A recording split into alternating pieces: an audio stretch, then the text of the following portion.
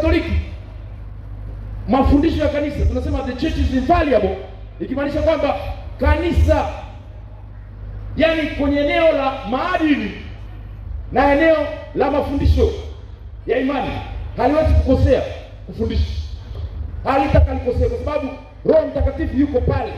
Kanisa Katoliki litakwambia bwana, ubaya ni huu, utaki nichukie, nipende, nuna, ruka juu, ubaya ni huu, ni huu. Ni kama vile sema iliyoandikwa, imeandikwa. Yaani ni hivyo. Hakuna siku hata unaweza ukatutafuta ukakuta pengine padri mmoja ukamdanganya kwamba Viela akadanganyika, lakini ukitukuta tuko wote hapo, pengine ukuteka pengine kwa mfano tu ukutane pengine na baraza la maaskofu, uende tu ukalidanganye likubali kwamba wewe uovu wetu twende huku tuache huku, halitakaa. Hiyo itakaitokea. Utakamata hapo mmoja sawa, lakini huwezi kukamata wote. The church is infallible. Maana Roho wa Mungu yuko pale anafundisha mafundisho ya kweli yaliyonyoka. Kwa hiyo ndugu zangu wapendwa, Roho wa Mungu ndiye mwalimu wa kanisa. Na kuhusu imani halitayumbishwa, litaongea kuhusu imani yake. Ndivyo kanisa la Katoliki lilivyo. Nimeelezea tu kidogo kwa sababu mimi ni Mkatoliki. Nimeelezea tu kidogo, wala usikereke. Ndugu zangu wapendwa, sasa kama kina mama, kuna watu wa mfano, sisi wote tunaamini Biblia takatifu. Naombeni niwatajie baadhi ya maeneo ambayo kina mama wengi wamefanya vizuri, na niwataje majina ya kina mama haraka haraka na kumaliza.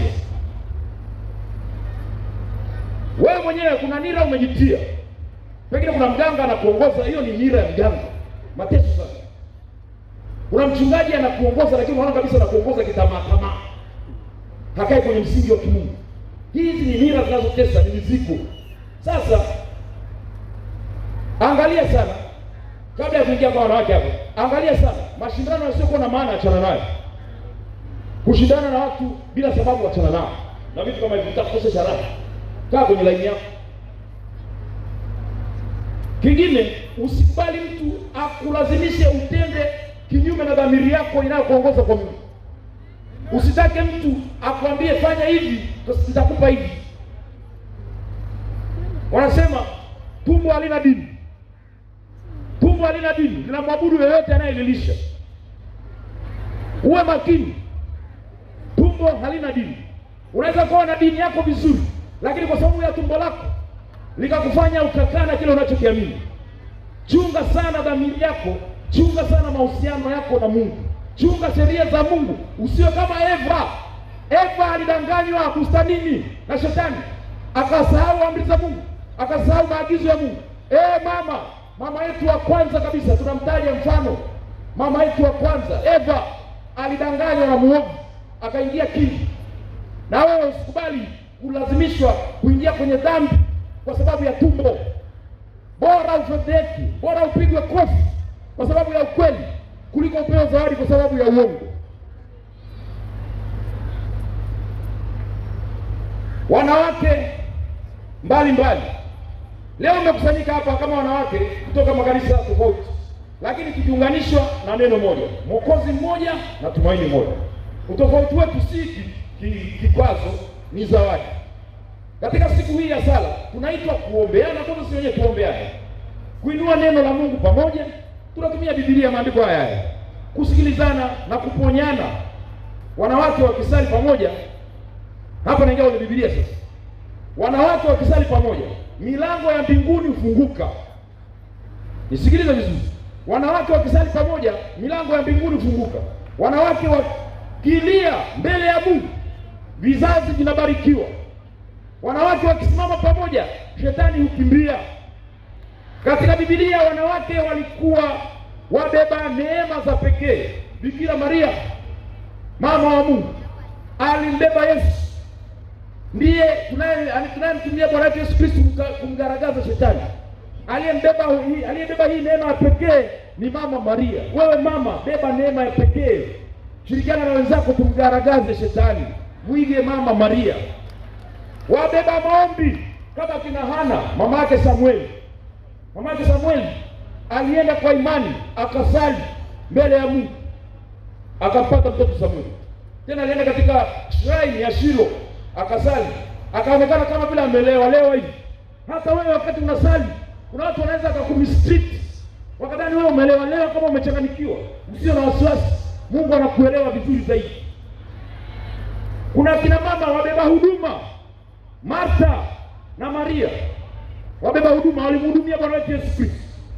Na wewe katika familia yako uwe na marafiki, hata wachungaji, mapadri, wawe ndio wanaotembelea hata kwenye familia zako. Sio kila siku waganga wa kienyeji, sio ametoka Kigoma, sio amerudi huyu na nini, ameleta mfupa wa samaki, au sijui kitu gani. Utateseka sana. Kuna wanawake wabeba imani. Unakumbuka yule mwanamke Mkanaani, Canaanite woman. Huyu alikuja kuomba mtoto wake aponywe. Japo Yesu aliongea, alijaribu, walimtesti, akaongea kama kumkejeli hivi. Si vizuri kuchukua chakula cha watoto na kuwatupia mbwa. Yeye akasema, kabla hata mbwa Bwana sio anachukua makombo hapo chini. Yesu akamsifu huyu mwanamke huyu. Na wewe kuwa one of them. Uwe mmoja kati ya wanamama wenye imani, hata majaribu yanapotokea uonyeshe kwamba bado na kuamini. Wanawake wanaotoa ushuhuda, kina mama wanaotoa ushuhuda. Maria Magdalena, unajua vizuri, alikuwa kaburini, alikuwa kwanza kutoa habari ya ufufuko. Mama huyu, na wewe uwe mtoa habari ya ufufuko, habari ya neema. Acha kupeleka maangamizi, umbea kwa watu. Muige Maria Magdalena, peleka habari ya furaha na shangwe. Kuna wanawake wengine, Agano la Kale, kuna Debora aliyekuwa nabii na hakimu, akiongoza taifa kwa hekima na ujasiri.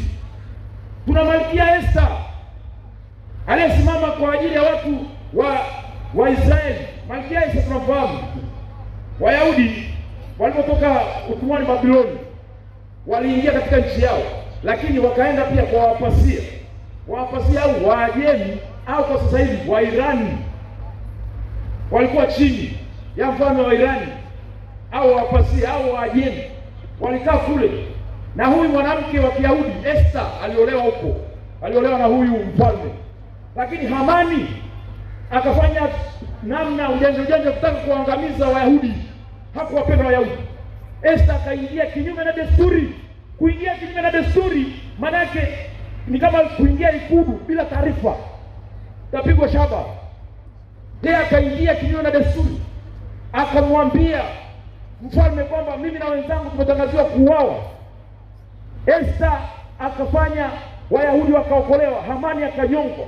Mpaka leo Wayahudi wanashangilia siku inayoitwa Purim kwa Kiebrania.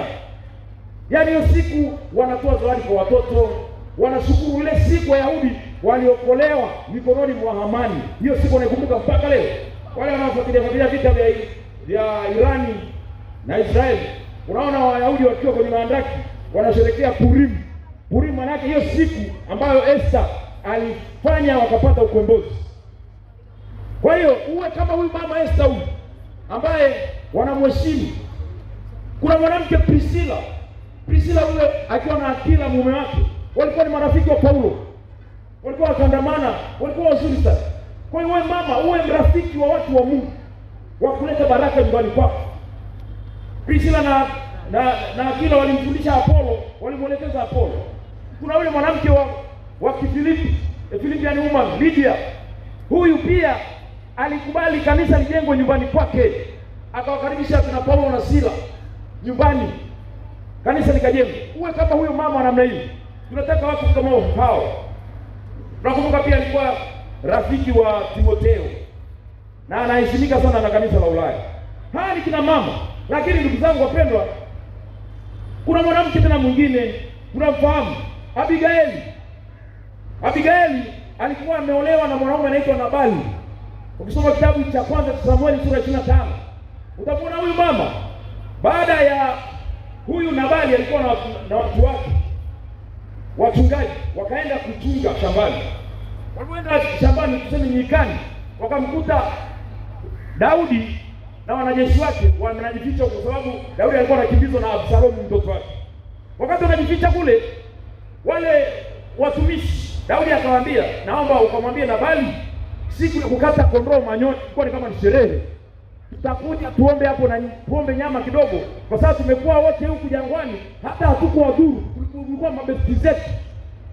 Lakini cha ajabu, Daudi akatuma watu wakaombe nyama kwa Nabali. Nabali alikuwa ni mwanaume anayekunywa ovyo, ni tajiri, lakini anakunywa ni mtu ambaye alikuwa hana hekima. Akawatukana wale watumishi wa Daudi. Daudi akakasirika, akasema sasa andaeni silaha za vita, tunaingia nyumbani kwa Nabali mpaka asubuhi tutakuwa tumemaliza kila kitu. Sasa huyu mwanamke Abigaili ambaye mume wake ni Nabali hakuwepo nyumbani. Aliporudi akapewa story kwamba kuna watu wametumwa hapa na Daudi, alafu mume wako amewakimbiza na kuwatukana. Yule mama akaingia ndani, akaoka mkate, akatengeneza vitu, akaraka nyama, akabeba.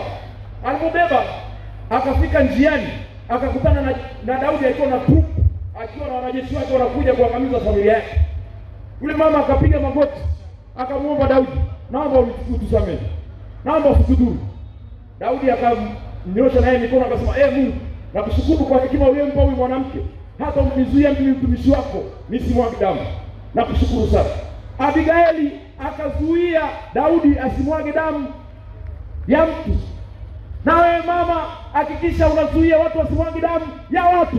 Unamwangalia nani? Hamnielewi? Iga tabia ya Abigaili. Usimwage damu, usitoe mimba, na hicho unachoanza kiko huko. Abigaili alizuia Daudi asimwage damu. Damu ya mtu sio mbuzi. Kimiminika chenye thamani kuliko vimiminika vyote duniani ni damu ya mwanadamu. Sio bia wala whisky wala Hennessy. Kimiminika chenye thamani cha kuheshimu na cha kuogopa ni damu ya mwanadamu. Abigaili alimzuia Daudi asimwage damu. Wewe kama mwanamama, naomba uzuie kwenye jamii yako watu wasimwage damu. Kama nimesema vibaya, toa ushahidi wa neno baya. Lakini kama nimesema vyema, mbona mnashangaa? Mtajiju